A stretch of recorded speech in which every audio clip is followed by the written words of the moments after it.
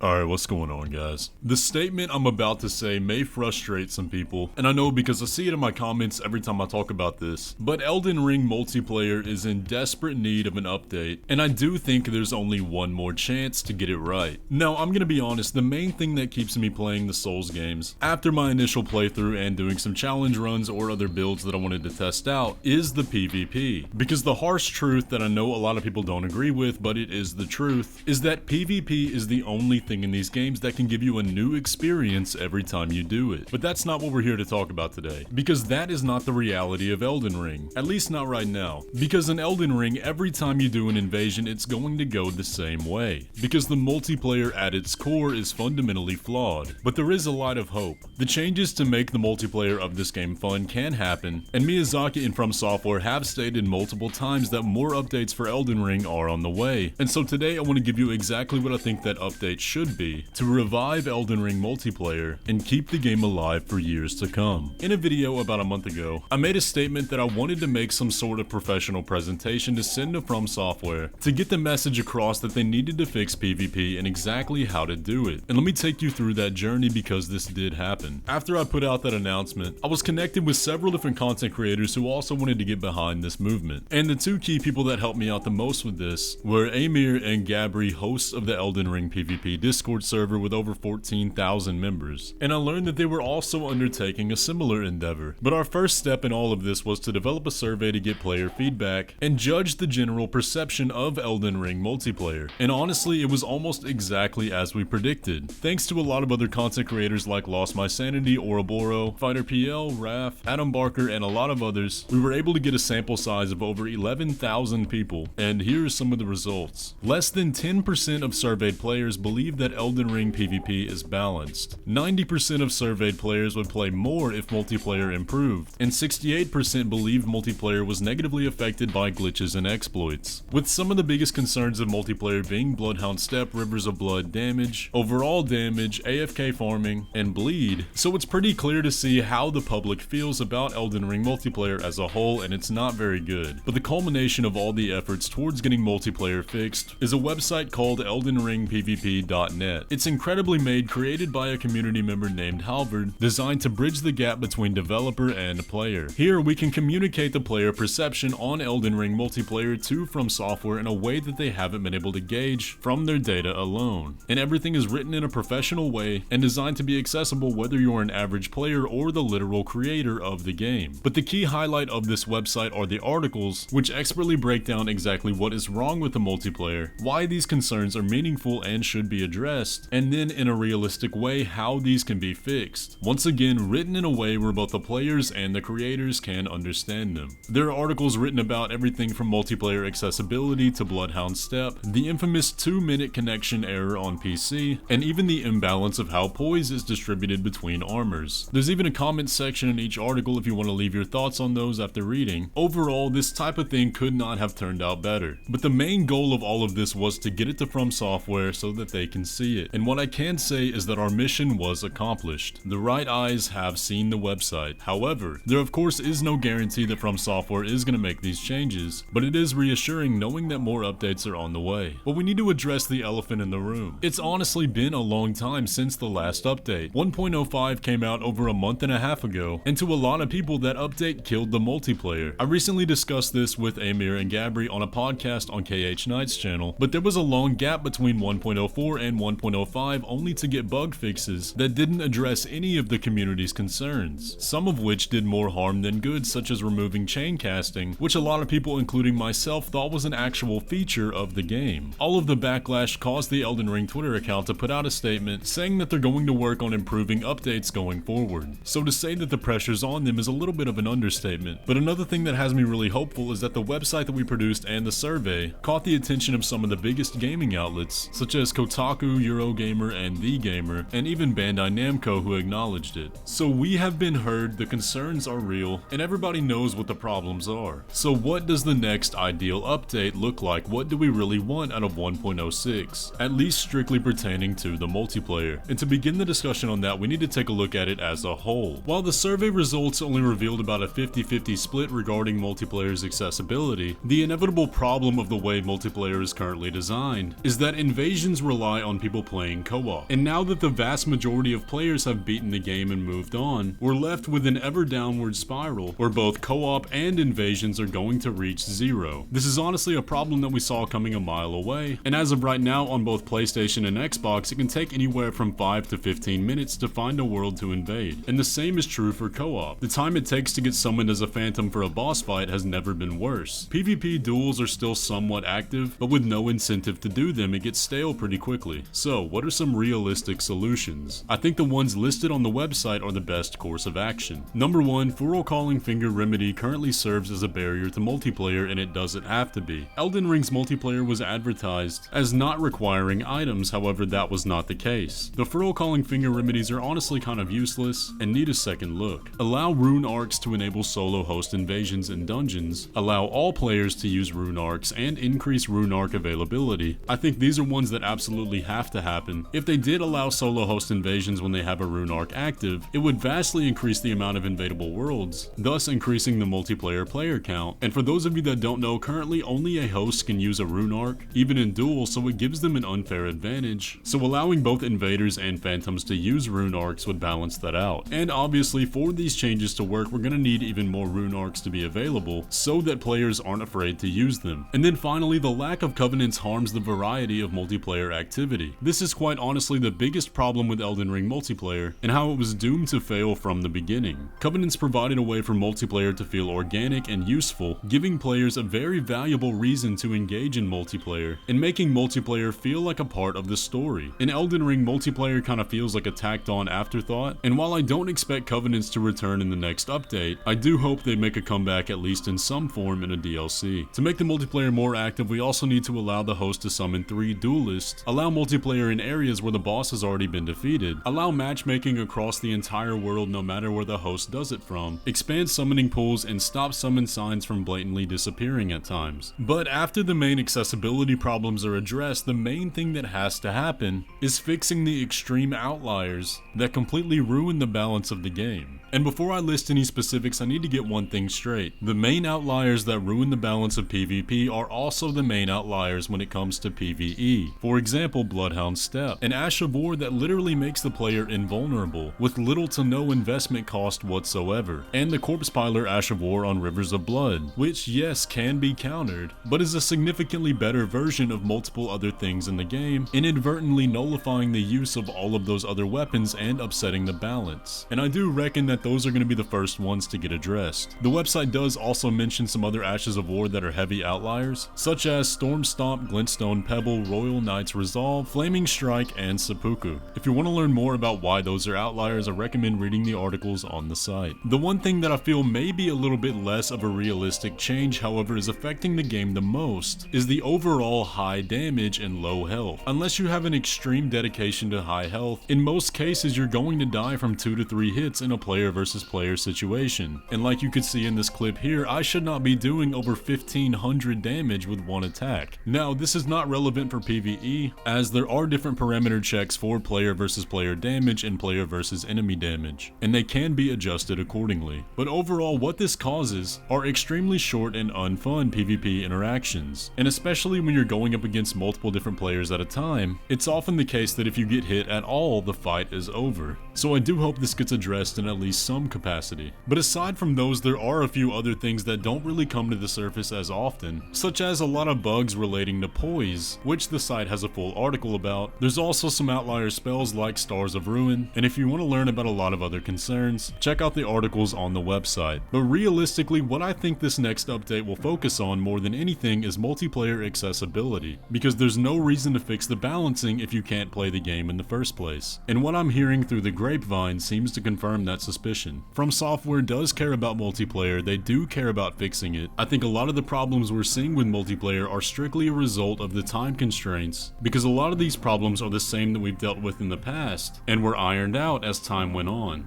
But I do honestly think that 1.06 is going to be the last hope for Elden Ring multiplayer to be revived. And I feel like if it doesn't address a lot of the major concerns we have, then even a DLC isn't going to revive the multiplayer player base. All in all though, I am hopeful. I can't imagine it's going to be too much longer before we get another update, but only time will tell. Either way though, that's going to pretty much do it for the video today. I hope you enjoyed. If you did, please leave a like on it, subscribe if you're new around here, and I'll catch you in the next one.